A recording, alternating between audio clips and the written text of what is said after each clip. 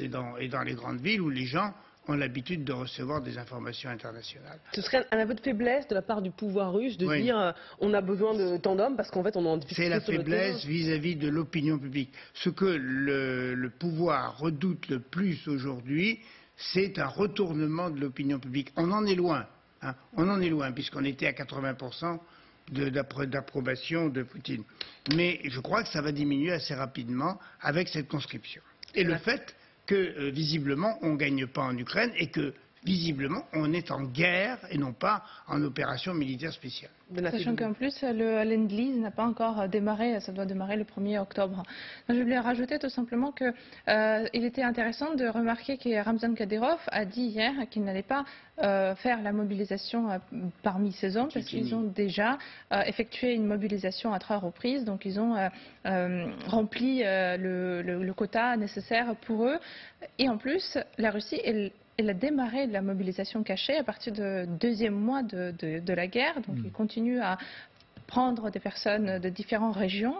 Et forcément, en tant que les Ukrainiens, on attendait une certaine révolte, surtout du côté de Saint-Pétersbourg, où se trouvent les élites intellectuelles russes, mais qui se sont soumis sous les ordres et puis qui continuent à se soumettre. Et puis les images qu'on voit, c'est forcément mensonger. En plus que avant on recrutait des bénévoles et là maintenant on va recruter des personnes à qui on ne garantit pas un salaire stable, un salaire qui mériterait, en fait, qui justifierait cet engagement qu'ils feront pour un autre pays dont la Russie n'aurait pas de financement nécessaire pour gagner du terrain et pour maintenir ces territoires occupés. Pour alimenter notre débat, je voudrais qu'on écoute le témoignage de ce soldat russe. Enfin, c'est un civil russe qui va devenir soldat parce qu'il est censé répondre à l'appel. Il a une trentaine d'années. Il a fait son service militaire il y a peut-être 15 ans. Il se souvient à peine de comment manier une arme. Mais il nous dit face caméra qu'il est obligé d'y aller. C'est son devoir. Et il est un peu désemparé. Écoutons-le. Je suis ingénieur informaticien. Hier, j'ai reçu cette convocation à me rendre au commissariat militaire pour vérification de mes papiers, aujourd'hui 22 septembre 2022. Quand je suis arrivé, on m'a donné cette convocation à me rendre à 15 heures au bureau du recrutement. Je n'ai jamais servi dans l'armée. Je n'ai pas de spécialité militaire, ma santé s'est dégradée depuis que j'ai fait mon service militaire. Mais on m'a dit que mon groupe, le B, était désormais soumis à la mobilisation. Que prévoyez-vous de faire ? Je vais y aller, je n'ai pas le choix. Sinon, je serai hors la loi. Aujourd'hui même ? Oui, aujourd'hui. Vous savez où vous allez ? Dans la région de Moscou, à Novofominsk. C'est là-bas le point de rassemblement. Oui. Et ensuite ? On m'a parlé de spécialités techniques, mais je n'en sais pas plus. Vous avez des enfants ? Non, mais je suis marié, j'ai 32 ans, un crédit, je suis un citoyen ordinaire. Et voilà, on m'a convoqué pour vérifier mes papiers militaires, et le jour même, on me fait partir. Est-ce qu'on peut faire la guerre générale avec des hommes qui ne savent pas pourquoi ils partent, le sens de leur mission ? La première, les 6 ou 7 mois de cette guerre montrent que non. Les outils, en quelque sorte, les ingrédients d'une bonne campagne militaire, c'est évidemment une bonne stratégie, c'est des capacités militaires réelles, y compris le soutien, les munitions, et puis c'est la volonté de se battre, quoi. Si vous n'avez pas un de ces 3 outils, les 2 autres ne servent à rien. Mais ce qui est démontré à la fois par ce témoignage et par tout le flou qui tourne autour de cette mobilisation, c'est l'ambiguïté. L'ambiguïté, que vont faire ces gens ? Pourquoi ils sont mobilisés ? Alors vous entendez d'un côté, c'est pour relever les troupes. Mais attendez, c'est des unités d'élite qui ont été décimées en Ukraine russe. Vous n'allez pas relever des unités d'élite avec des gens comme ce monsieur qui ont fait leur service militaire. C'est-à-dire, ils ne sont pas aptes aujourd'hui à prendre les armes. Il a fait un service militaire, vous savez, comme vous disiez tout à l'heure. Ou alors, ils sont là pour occuper le terrain. Mais occuper le terrain, ça n'a pas de sens, puisque en ce moment, ce n'est pas le problème. Le problème, c'est de résister aux Ukrainiens. Donc on voit bien que tout ça est très ambigu, que ça masque un désarroi politique. Et à mon sens, ça vient aussi pour conforter ou pour rassurer quelque part la partie extrême, les faucons, comme on dit, de l'entourage politique de Poutine, qui, me semble-t-il, monsieur pourra le confirmer, sont de plus en plus actifs et assez vindicatifs. C'est très important le point que vous soulignez, parce qu'on a l'impression que Poutine est tout seul. Il y a même Emmanuel Macron sur CNN qui a dit en fait c'est le Covid qui l'a poussé à des comportements irrationnels, mais il n'est pas du tout le seul dans l'attitude va-t-en-guerre. Il est poussé par les nationalistes russes qui veulent en découdre. Peut-être que sur ce point, Christian Maegrelis, vous pouvez aller dans mon sens. Oui, un député de la Douma disait à la télévision ce matin que finalement on aurait mieux fait d'envoyer une bombe atomique sur Londres au moment de l'enterrement de la reine Elisabeth. Comme ça tout le monde aurait été liquidé, ça aurait réglé le problème. Quand on en est à ce point-là, qu'est-ce que vous voulez dire de plus? Il est entre les mains d'une bande de fous, oui, absolument, c'est Docteur Folamour. Hein. Et la speakerine, excusez-moi, votre collègue de Rassia Adine. Donc la différence avec moi, c'est que je suis libre de poser mes questions. Elle est absolument abominable. Elle en rajoute tout le temps. Elle, c'est par millions de morts qu'elle discute. Est-ce qu'on en fait 4? Est-ce qu'on en fait 6? Enfin, ça dépasse l'imagination sur une chaîne d'État, dans un pays civilisé. Enfin bon, il était civilisé, je croyais qu'il l'était en tout cas. Arlette. Oui, je trouvais très, très intéressant l'appel du président Zelensky aux Russes, hein, en général, quand il leur dit protester, lutter, fuyez, en demandant même ou en proposant, en guillemets, à ceux qui vont venir, ces nouveaux engagés involontaires, contraints, de se rendre aux forces ukrainiennes en leur disant c'est le seul moyen d'échapper à la mort. C'est évidemment très fort et on espère que le protester, lutter pourrait être entendu. Ce serait évidemment, c'est un espoir formidable qu'il y ait une opinion et une colère qui monte en Russie avec des manifestations, des gens qui aient le courage d'aller manifester, parce que maintenant c'est même plus la prison, tous ceux qui manifestent sont envoyés au front. Donc c'est encore différent. On n'est pas condamné à aller en prison. Certains disaient je préfère la prison au front, mais ils n'auront pas le choix, si j'ose dire, entre ces deux abominations. Ils iront directement au front. Donc c'est un peu ce qu'on espère évidemment, cette mobilisation de l'opinion, des citoyens, des maires, comme on l'avait vu, souvenir évidemment de ce qui s'était passé dans d'autres conflits en Tchétchénie, pour qu'il y ait une pression très forte sur Poutine et évidemment qu'il prenne ses gains puisqu'il y aura l'annexion de territoires qu'il espérait à l'origine et puis qu'on arrête là la guerre et qu'on puisse engager la paix. C'est aussi dans l'intérêt des Ukrainiens que les Russes se rendent pour mettre plus de personnes dans notre fonds d'échange contre les prisonniers. Donc je l'espère qu'ils vont nous écouter. Mais on montre ces images depuis hier et avant-hier de ces Russes qui ont courage de manifester, de contester et qui se font embarquer par la police. Mais ils contestent un pouvoir, ils contestent Vladimir Poutine. Mais si jamais Poutine tombait, quelle garantie avons-nous que celui qui le remplacerait ne serait pas pire que lui encore? Aucune, parce qu'on s'aperçoit que les seuls qui ont droit à la parole officielle, ce sont les ultras. Mais que les modérés n'ont pas droit à la parole. On n'a pas entendu un seul modéré. Moi, je regarde Rassia Adine à peu près tous les jours. Je n'ai pas vu un seul modéré. J'ai vu que des fous qui comptent en millions de morts. Et qui oublient de dire que le lendemain, ce sera Moscou qui sera touché. Pas le lendemain, 3 heures après, ça sera Moscou, et qu'eux seront morts aussi. Ça, il oublie de le dire. C'est que maintenant, en plus, c'est une guerre c'est une guerre tactique avec l'utilisation d'artillerie, avec l'utilisation de moyens hautement techniques. Donc, juste mettre des personnes avec des kalachnikovs ne servira à rien, sachant que pour équiper ces personnes, il faut des moyens considérables, même pour les snipers ou peu importe. Ce sont des technologies que les Russes actuellement ne possèdent pas. Et juste mettre des gens non équipés, ça va faire la chair à canon. C'est dans ce contexte que l'ancien secrétaire général de l'OTAN, Anders Fogh Rasmussen, a tenu des propos extrêmement virulents sur le rôle de la France dans cette guerre en Ukraine et plus précisément sur l'attitude d'Emmanuel Macron. Il dit « Macron nous a étonnés par une déclaration pour le moins singulière et critique selon laquelle il ne fallait pas humilier Poutine.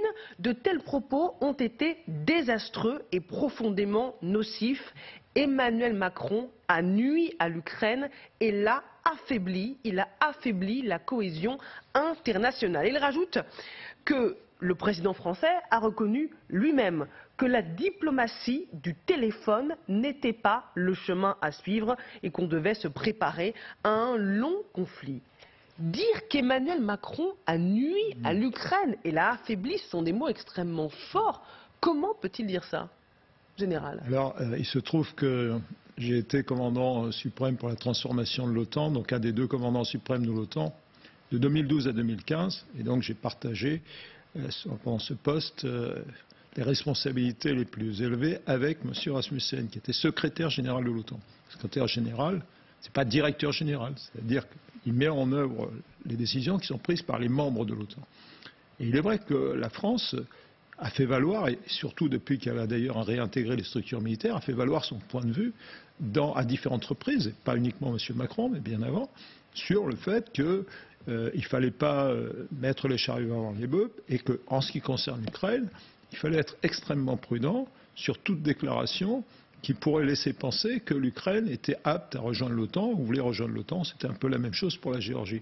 Donc on pourrait retourner le compliment à M. Rasmussen qui, en l'occurrence, devrait avoir un devoir de réserve ou même un devoir de responsabilité par rapport à ce qui s'est passé.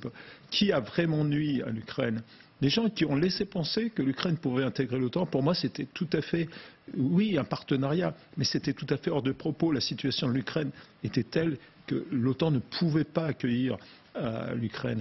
Et pourtant, certains, et je pense que M. Rasmussen en faisait partie, ont laissé cette petite musique s'installer en disant « mais bien sûr, mais bien sûr, mais bien sûr ». Ça n'a pas fait du bien, si vous voulez, dans le dialogue. En ce qui concerne... Il devrait balayer dans sa porte. Je crois qu'il devrait avoir une certaine humilité, parce que savoir qui a nui à l'Ukraine, il vaudrait mieux se poser la question qui soutient l'Ukraine. Et je crois que la France soutient l'Ukraine. Notre président l'a fait, il a clairement fait. On a aidé les Ukrainiens, on les aide autant que faire se peut au sein d'une coalition. Et la France est un allié tout à fait fidèle. Et je crois qu'il n'a pas de remontrance à faire sur ce sujet. Ses intérêts sont des intérêts qui le concernent. Mais je crois qu'il faudrait le ramener un petit peu à une certaine réalité historique pour bien évaluer s'il y a eu des responsabilités, et il y en a certainement eu, dans ce qui se passe en ce moment. Christophe Maigrelis. Je rejoins le général, mais je précise quand même que la France a joué un rôle un peu trouble dans la révision des accords de Minsk, puisque vous savez qu'il y a eu deux accords à Minsk, 94 et 95. Et 95, il y avait deux grands témoins ou deux arbitres, si vous voulez, entre les Russes et les Ukrainiens et les séparatistes. C'était la France et l'Allemagne. Et c'était signé par le président Hollande. Et puis il y a eu ce changement de président. Et on a l'impression que le nouveau président s'est complètement désintéressé de la question et qu'on a laissé, comme les Allemands et les Français, ont laissé les Russes et les Ukrainiens comment dirais-je, se crêper le chignon tout seul. Et c'est arrivé à un point de rupture. Mais je pense que là, on a raté un coche qui était donné, que nous avions accepté, que nous avions même réclamé, c'était celui d'arbitre avec l'Allemagne, en disant aux Ukrainiens et aux Russes, appliquez ces accords, vous ne les appliquez pas, attention aux conséquences. Et si vous ne les appliquez pas, nous, on va prendre telle et telle mesure. Ça ne s'est jamais fait, ça. Et les Russes nous le reprochent, ça. Et là, ils ont raison. Arlette. Oui, alors après François Hollande, c'est vrai qu'Emmanuel Macron avait plutôt la volonté de suivre l'exemple de Nicolas Sarkozy et de nouer des liens différents avec le président Poutine. Après, c'est un mauvais procès. Alors, on sait que M. Rasmussen n'aime pas beaucoup les Français. On ne va pas rappeler ce que Jacques Chirac avait dit de lui, donc c'est autre chose. Après, personne, et même en France, n'a reproché à Emmanuel Macron de garder un contact, de discuter avec Vladimir Poutine, de l'avoir au téléphone régulièrement. Personne ne lui a reproché. Ce qui a été reproché, on le sait, c'est le mot, effectivement, ne pas humilier. Mais il n'a pas dit ne pas humilier Poutine, mais ne pas humilier la Russie.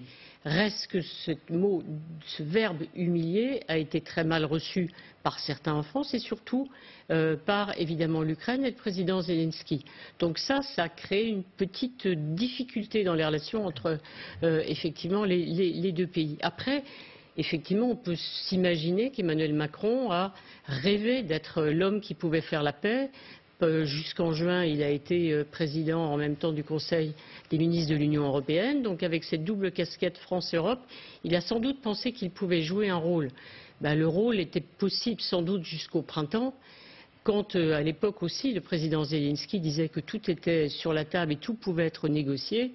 Évidemment, après ce qui s'est passé, Bouchta, les crimes de guerre, tout a changé et il n'était plus possible évidemment pour Emmanuel Macron. A-t-il continué trop longtemps? Peut-être, on se dira. Je crois aussi qu'il a commis une erreur, par exemple, dans sa relation avec Poutine, c'est ce fameux documentaire dans lequel on le voit, on voit filmer cette conversation avec Vladimir Poutine. On l'a un peu oublié, mais c'était sans doute une erreur. Ça a été très mal reçu. Pourquoi, Arlette?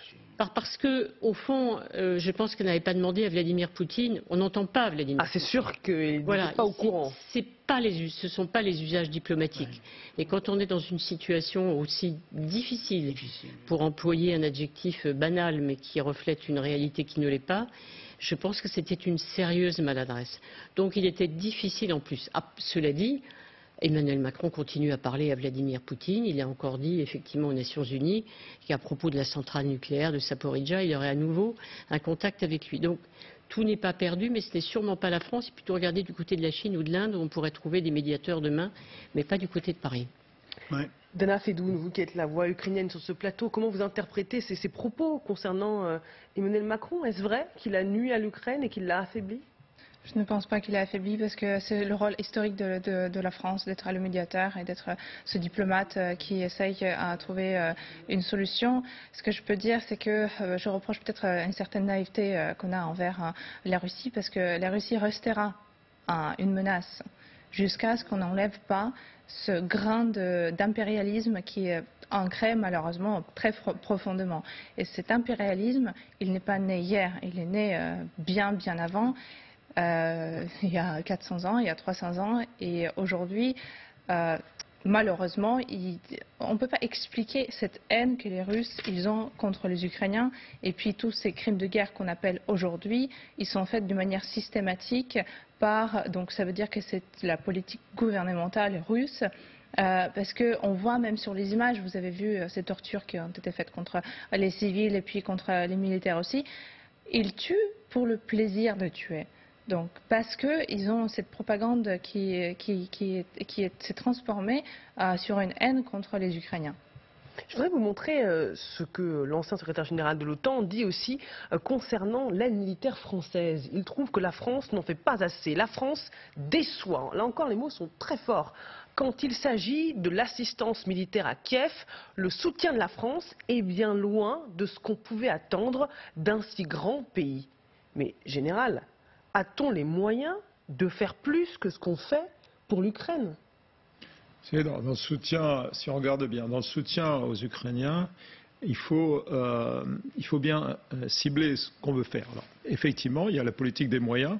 C'est sûr qu'avec un budget de 750 milliards, depuis des années, les Américains ont construit, entre guillemets, une machine de guerre qui leur permet effectivement d'alimenter, de remplacer d'anciens matériels soviétiques dans les pays de l'Est, qui eux-mêmes partent en Ukraine. Donc ça, c'est l'expression d'une puissance. Après ça, moi je pense que les pays européens, ils ciblent assez bien leur aide. La Grande-Bretagne fait ça assez bien. Je pense que la France s'en sort pas mal non plus sur les besoins réels des Ukrainiens. par rapport à ce qu'on peut leur fournir. Et il faut le constater. On sait très bien que nos armées ont été construites, et en particulier pour la France, qui a des vraies ambitions, qui est membre du Conseil permanent de sécurité, avec un large spectre. Et ce large spectre, dans des périodes de budget difficiles, il est fin. Il y a des faiblesses, bien sûr. On le sait, ça fait des années qu'on essaye de rectifier le tir. D'ailleurs, depuis 2017, on remonte la pente. Sans doute pas suffisamment, si on regarde la situation d'aujourd'hui. Donc la France a fait ce qu'elle peut, mais il y a la partie quantitative, qui est très visible, puis la partie qualitative. Quand vous aidez les Ukrainiens, je ne dis pas que c'est la France, puisque je n'ai pas le droit d'entrer dans la confidence, mais sur le renseignement, ce n'est pas mesurable instantanément, mais c'est tellement précieux. Quand vous aidez les Ukrainiens sur la guerre électronique, des choses comme ça, qui ne sont pas visibles, mais qui perturbent considérablement les Russes dans leur mode de fonctionnement, je peux vous assurer que c'est très utile et très apprécié.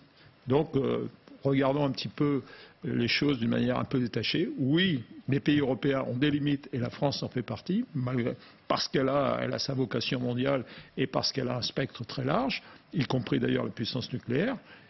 Mais je ne pense pas qu'on puisse subir des attaques telles de la part de M. Rasmussen, qui là encore montre qu'il a franchi, à mon avis, le seuil de la décence par rapport à ses anciennes responsabilités. Et de la mauvaise foi. Arlette.